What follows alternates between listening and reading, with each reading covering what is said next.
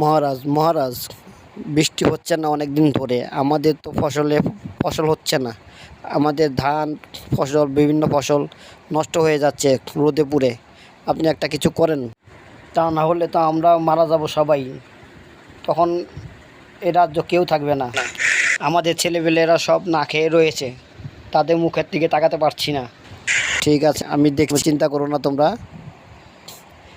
মন্ত্রী, রাজবুদ্ধকে বলো এখানে আসতে। জি জাহাপনা, আপনি আমাকে ডেকেছেন? হ্যাঁ রাজবদ্ধ, বৃষ্টি হচ্ছে না কেন আমাদের রাজ্যে? অনেক দিন ধরে বৃষ্টি আসছে না। আমাদের দেশে তো ফসল হচ্ছে না, কৃষকরা হাহাকার করছে। বৃষ্টি যদি না হয় তাহলে আমাদের কৃষকরা বাঁচবে কীভাবে? আমরা বাঁচবো কীভাবে? মহারাজ, আমি অনেক গণনা করে দেখেছি, বৃষ্টি আসবে না কয়েক মাসের মধ্যে। একমাত্র সৃষ্টিকর্তাই জানে কি হবে আমাদের। যেভাবেই হোক পানির ব্যবস্থা করতে হবে। পানির ব্যবস্থা করা মন্ত্রী, যেভাবে হোক বৃষ্টি আনতে হবে। পানি প্রয়োজন, তা না হলে ফসল হবে কি করে? কৃষকরা ফসল ফলাবে কি করে? ফসল না হলে সারা দেশের রাজ্য প্রজারা খাবে কি? তারা তো মারা যাবে। আমার এই রাজ্য তো হাহাকার লেগে যাবে, মরুভূমি হয়ে যাবে। মহারাজ, যদি কিছু না মনে করেন একটি কথা বলতে পারি? বলো, আপনি রাগ করবেন না। তুমি নির্ভয়ে বলো, আমি শুনবো তোমার কথা। বলো রাজবদ্ধ। শুনেছি আমাদের পাশের রাজ্যে এক জঙ্গলে নাকি একজন লোক আছে। সেই লোক যা দোয়া করে তাই নাকি হয়ে যায়। তাহলে তাকে এক্ষুনি নিয়ে আসো। কিন্তু জাহাপনা, সেই লোক তো মুসলিম। সে তো বলে তাদের নাকি আল্লাহ আছে, আল্লাহর হুকুম ছাড়া নাকি কোনো কিছুই হয় না, সব কিছুর মালিক নাকি আল্লাহ। আমরা তো আল্লাহকে চিনি না, আল্লাহকে মানি না। আমরা তো আমাদের সৃষ্টিকর্তাকে মানি, আমার সৃষ্টিকর্তাকে পূজা করি। রাজবদ্ধ, আমার রাজ্যের জন্য আমি সব কিছুই করতে পারি। তুমি এখনই সিপাহি পাঠিয়ে দাও, যাতে ওই লোককে এখানে নিয়ে আসে। যদি সত্যি সত্যি তার দোয়াতে বৃষ্টি আসে, তাহলে আমরা তার আল্লাহকেই স্বীকার করব। তার আল্লাহর কাছেই আমরা মাথা নিচু করব এবং তার আল্লাহরই ইবাদত করব। আপনি এক্ষুনি সিপাহি পাঠিয়ে দিন। মন্ত্রী, আপনি এক্ষুনি সিপাহি পাঠিয়ে দিন আমাদের পাশের রাজ্যে, আর সেই ব্যক্তিকে আমার কাছে নিয়ে আসুন।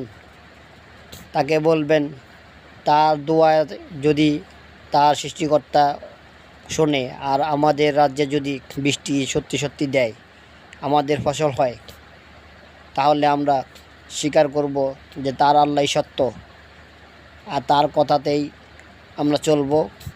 তাই সে যেভাবে বলবে আমরা সেভাবেই শুনব এবং তার হাতেই আমরা বায়াত হব। তারপর তখনই মন্ত্রী সাথে সাথে করে 2জন সিপাহি পাঠিয়ে দিল পাশের রাজ্যে এবং বলল ও সেই ব্যক্তিকে সম্মানের সাথে নিয়ে আসবে, তার সাথে যাতে কোনো বেয়াদবি না করে। এবং তাকে যে বলবেন যে আমাদের দেশের রাজা আপনাকে যেতে বলেছেন, আমাদের খুব বিপদ, আপনি আমাদের উপর দয়া করুন, চলুন আমাদের সাথে। তখন ওই সৈন্যরা 2জন রওনা হয়ে গেল ওই আল্লাহর ওলিকে আনার জন্য। তারপর সৈন্যরা হাঁটতে শুরু করলো। হাঁটতে হাঁটতে হাঁটতে অনেক পথ পেরিয়ে একটি বন জঙ্গলের ভিতর দিয়ে যাচ্ছিল। তাদের সামনে একটি বাঘ আসলো। জাহাপানার মাথা নষ্ট, প্রজাদের যে কী অবস্থা হবে বৃষ্টি না হলে, সৃষ্টিকর্তাই ভালো জানেন। আমরা যদি পেয়ে যাই ওই আল্লাহর ওলিকে, তাহলে সাথে করে নিয়ে আসবো। হ্যাঁ হ্যাঁ, এগিয়ে দেখছি বাঘ আসছে, আমাদেরকে তো বাঘ খেয়ে ফেলবে। এবার বাঁচবো কীভাবে? পালাবো কোথায়? এই বাঘ, আমাকে খেয়েও না। আমরা অনেক দূর থেকে আসছি, আমাদের দেশে বৃষ্টি হচ্ছে না, আমাদের রাজ্যে প্রজারা বৃষ্টির জন্য হাহাকার করছে। বৃষ্টির জন্য আমাদের দেশে ফসল হচ্ছে না, কৃষকরা ফসল ফলাতে পারছে না। কৃষকরা যদি ফসল ফলাতে না পারে তাহলে আমাদের কী অবস্থা হবে? সারা দেশের মানুষ মারা যাবে। তুমি আমাদেরকে খেও না, আমরা আল্লাহর ওলির কাছে যাচ্ছি। তোমরা আল্লাহর ওলির কাছে যাচ্ছ বললে বেঁচে গেলে, যাও, তোমরা সৎ কাজে যাচ্ছ, আমি এই জন্য তোমাদেরকে খেলাম না। কারণ যারা মানুষের উপকার করে আল্লাহ তাদের সাথে থাকে। তোমরা তো আল্লাহকে চিনো না, তোমরা দেবদেবীকে প্রণাম করো, আল্লাহর ওলির কাছে যাও। আল্লাহর ওলি যদি দোয়া করে আল্লাহর কাছে, আল্লাহ তাআলা অবশ্যই শুনবেন এবং তোমাদের রাজ্যের জন্য বৃষ্টি পাঠিয়ে দেবেন, দেখবে ইনশাল্লাহ। যাও, এই জঙ্গলের পিছেই আল্লাহর ওলি ইবাদত করে, আল্লাহর কাছে সবসময় দোয়া করে, নামাজ কালাম পড়ে। যাও, তাকে অনুরোধ করো, সে যদি তোমাদের কাছে যায় এবং তোমাদের জন্য দোয়া করে, তোমাদের রাজ্যে অবশ্যই বৃষ্টি হবে, আবার ফসল ফলবে সুন্দরভাবে। কারণ আল্লাহর ওলিদের প্রার্থনা আল্লাহ তাআলা ফেলে না কখনো। যাও, আর যদি পারো আল্লাহর ওলির কাছে বায়াত হয়ে ইসলাম গ্রহণ করো এবং তোমাদের রাজ্যের রাজাকে এবং রাজ্যের প্রজাদেরকে বলো আল্লাহকে স্বীকার করতে এবং পাঁচ ওয়াক্ত নামাজ পড়তে, ইবাদত করতে, আল্লাহর ওলির কাছ থেকে সব কিছু শিখে নিয়ে ইবাদত করার জন্য তাদেরকে উদ্বুদ্ধ করো। এতেই তোমাদের মঙ্গল হবে, তা না হলে তোমরা জাহান্নামে যাবে। মৃত্যু ভাগরাজ, তোমার কথা যদি সত্যি হয় আর ওই আল্লাহর ওলির দোয়াতে যদি আল্লাহ কবুল করে এবং বৃষ্টি দেয় আমাদের রাজ্যে, তাহলে আমাদের রাজা বলেছেন যে এর জন্য ওই ওলির কাছে আমরা সহ সমস্ত প্রজাদেরকে নিয়ে রাজা সহ ইসলাম গ্রহণ করবে এবং ওই ওলির কথা মতো আল্লাহর ইবাদত করবে, সেই অনুযায়ী চলবে। আচ্ছা বাগরাজ, আমরা তাহলে যাই। তোমাকে ধন্যবাদ, অনেক ধন্যবাদ। তো কথা না, তারপর তারা বনে পিছিয়ে যাওয়া শুরু করলো, হাঁটতে হাঁটতে হাঁটতে তারপরে এক পর্যায়ে আল্লাহর ওলিকে তারা দেখতে পেল যে আল্লাহর ওলি নামাজ পড়ছে এবং নামাজ পড়ে আল্লাহর কাছে দোয়া করছে। আমরা তখন কিছুক্ষণ দাঁড়ালাম, দেখছি উনি দোয়াই করছে। তারপরে ওনাকে ডাক দিলাম যে হুজুর, আপনার কাছে অনেক দূর থেকে আসছি, আমাদের রাজার কাছে পাঠিয়েছে আমাদেরকে, আমাদের কথা শুনুন, একটু সময় দিন আমাদেরকে এবং আমাদের সাথে আপনাকে যেতে হবে। আমাদের রাজ্যে বৃষ্টি হচ্ছে না অনেক দিন ধরে, কবে বৃষ্টি হবে তা জানি না, কৃষকরাও সমস্যায় পড়ে যাচ্ছে, আমাদের দেশে ফসল হচ্ছে না, আমাদের সাথে চলুন রাজার কাছে। ঠিক আছে, চলো রাজার কাছে যাই, কি সমস্যা দেখতে হবে। আমি শুধু দোয়া করতে পারি, কবুল করার মালিক আল্লাহ। চলো। তারপর তারা রওনা দিল তাদের রাজ্যে, রাজার কাছে আসার জন্য রওনা দিল এবং আল্লাহর ওলিকে নিয়ে রাজ দরবারে আসলো এবং রাজার কাছে বলল, জাহাপানা, এই যে আল্লাহর ওলিকে নিয়ে আসছি। তখন জাহাপানা বলল, হে আল্লাহর ওলি, আপনি নাকি নিজেকে আল্লাহর ওলি বলে মনে করেন? যদি আল্লাহর ওলি মনে করেন আর আপনার আল্লাহ সত্য হয়, তাহলে আমাদের রাজ্যে বৃষ্টি হচ্ছে না, আপনি তাহলে দোয়া করেন। আপনি দোয়া করলে যদি বৃষ্টি আসে, তাহলে মনে করব আপনার আল্লাহ সত্য, আপনি সত্য, আর আপনার কাছে আমরা বায়াত হব এবং ইসলাম গ্রহণ করব।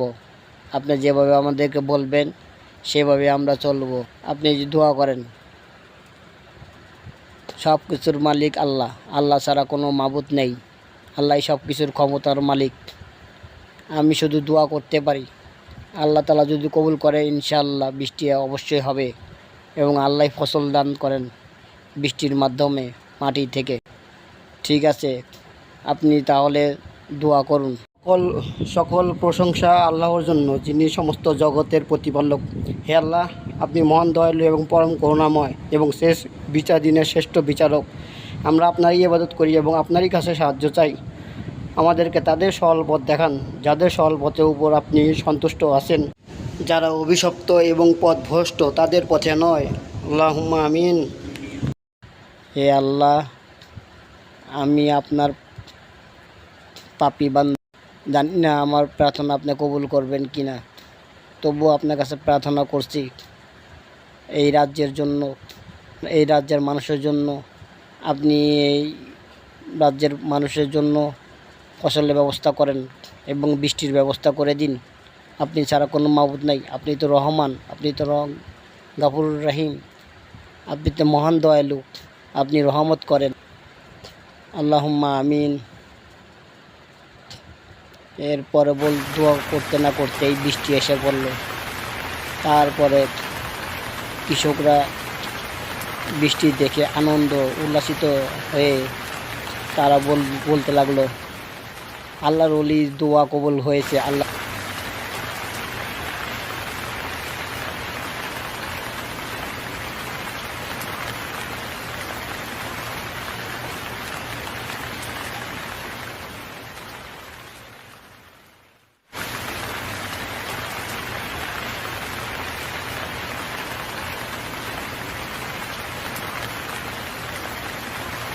কি সুন্দর বৃষ্টি হচ্ছে। আল্লাহর ওলি দোয়াতে আল্লাহ তাআলা বৃষ্টি দিচ্ছে।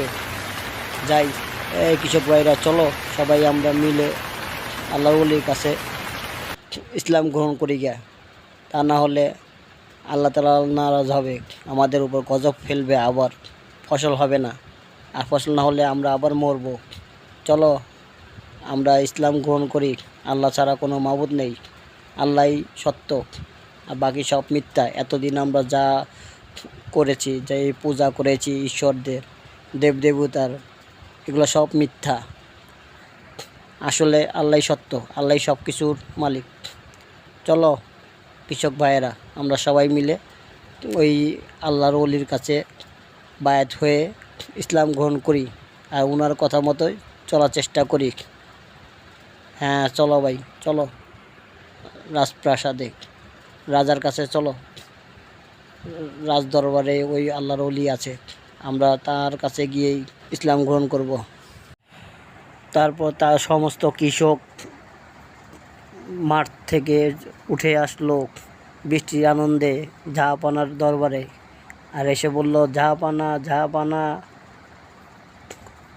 আমরা খুব খুশি, বৃষ্টি আসছে, প্রচুর বৃষ্টি হচ্ছে, আমরা খুব খুশি, আমাদের ফসল হবে আবার আগের মতো।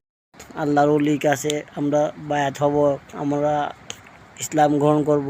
আল্লাহর ওলির দোয়াতেই আজকে এই বৃষ্টি আসছে, আল্লাহ কবুল করেছে। আমরা আর মিথ্যা দেবদেবতারকে আর কোনো দিনও পূজা করব না। দেবদেবতারা মিথ্যা, দেবদেবতারা আল্লাহর সৃষ্টি। তোমরা ঠিকই বলেছ প্রজারা, আমিও খুব খুশি তোমাদের আনন্দ দেখে। তোমরা খুশি থাকলে আমিও খুশি। হে আল্লাহর ওলি, কি করলে আমরা আপনার পথে চলবো, আল্লাহর পথে চলবো? আমরা আর মিথ্যা ইবাদত করতে চাই না, পূজা করতে চাই না। আমরা আসল সৃষ্টিকর্তার ইবাদত করতে চাই এবং তাকে খুশি করতে চাই। আমাদেরকে তাই বলুন, যেভাবে আল্লাহ তাআলা খুশি হবে আমাদের উপর। আসল আল্লাহকে আমরা খুশি করতে চাই। আমরা মিথ্যা প্রভুর কোনো ইবাদত করতে চাই না, কোনো পূজা করব না, তারা সব মিথ্যা। আমি আপনাদের কথাতে খুব সন্তুষ্ট হয়েছি। আমি আশা করি আমার আল্লাহ এবং আমার রাসূল আপনাদের উপর সন্তুষ্ট হবে ইনশাআল্লাহ। তার কারণ কেউ যদি ভুল বুঝতে পারে আর এবং তওবা করে, তাহলে আমার আল্লাহ খুব খুশি হন। আপনারা আমার সাথে সাথে বলুন, লা ইলাহা ইল্লাল্লাহু মুহাম্মাদুর রাসূলুল্লাহ সাল্লাল্লাহু আলাইহি ওয়াসাল্লাম। লা ইলাহা ইল্লাল্লাহু মুহাম্মাদুর রাসূলুল্লাহ সাল্লাল্লাহু আলাইহি ওয়াসাল্লাম। মুহাম্মাদুর রাসূলুল্লাহ। আল্লাহ ছাড়া কোনো মাবুদ নেই। বলুন, আল্লাহ এক এবং অদ্বিতীয়। আল্লাহ এক এবং অদ্বিতীয়, তাহার কোনো শরীক নেই, তাহার কোনো শরীক নেই। এবং এবং হজরত মুহাম্মদ সাল্লাল্লাহু আলাইহি ওয়াসাল্লাম রাসূল ও বান্দা, আল্লাহর প্রিয় রাসূল ও বান্দা, আল্লাহর প্রিয় রাসূল ও বান্দা, আল্লাহর প্রিয় রাসূল ও বান্দা। আজকে থেকে আপনারা সবাই মুসলমান হলেন। আজকে থেকে আপনারা আর কোনো দেবদেবতার পূজা করবেন না। সাক্ষ্য দিন। আমরা আজকে থেকে সাক্ষ্য দিচ্ছি, আল্লাহকে সাক্ষী রেখে সাক্ষ্য দিচ্ছি যে আমরা আজকের পর থেকে কোনো দেবদেবতাকে পূজা করব না। এগুলো সব মিথ্যা। কারণ এই দেবদেবতাদেরকে আল্লাহ তাআলাই সৃষ্টি করেছেন। হ্যাঁ, সত্যি বলেছেন আপনারা। তারপর খুশি হয়ে ওই আল্লাহর ওলিকে নিয়ে সারা রাজ্যের মধ্যে যা অনেকগুলো মসজিদ করে দিলেন, খুব সুন্দর সুন্দর মসজিদ করে দিলেন এবং সেই মসজিদে সবাই নামাজ পড়তে শুরু করলো এবং আল্লাহর ওলির কাছ থেকে সবাই নামাজ শিক্ষা গ্রহণ করলো এবং ইসলাম গ্রহণ করলো এবং পবিত্র কোরআন শিক্ষা গ্রহণ করলো, রাসূলের পবিত্র হাদিস তারা শিক্ষা গ্রহণ করলো আস্তে আস্তে এবং তাই সেখানে আস্তে আস্তে মুসলিমের সংখ্যা বাড়তে শুরু করলো এবং আল্লাহর রহমত বর্ষিত হতে লাগলো। এখন ওই রাজ্য খুব সুন্দর রাজ্য, সেই রাজ্যের নাম হলো মুসলিম রাজ্য। সেই মুসলিম রাজ্যে শুধু মুসলমান আর মুসলমান বাড়তে থাকলো। সবাই এখন আরামায়েশে সুখে শান্তিতে বসবাস করতে শুরু করলো এবং রাজাও খুশি, প্রজাও খুশি। ওই রাজ্যে আর কখনো বৃষ্টির কোনো অভাব দেখা দেয়নি। সেই মুসলিম রাজ্যের আজানের ধ্বনিতে মানুষ এখন আনন্দে ঘুমাতে শুরু করলো এবং আনন্দের সাথে বসবাস করতে শুরু করলো।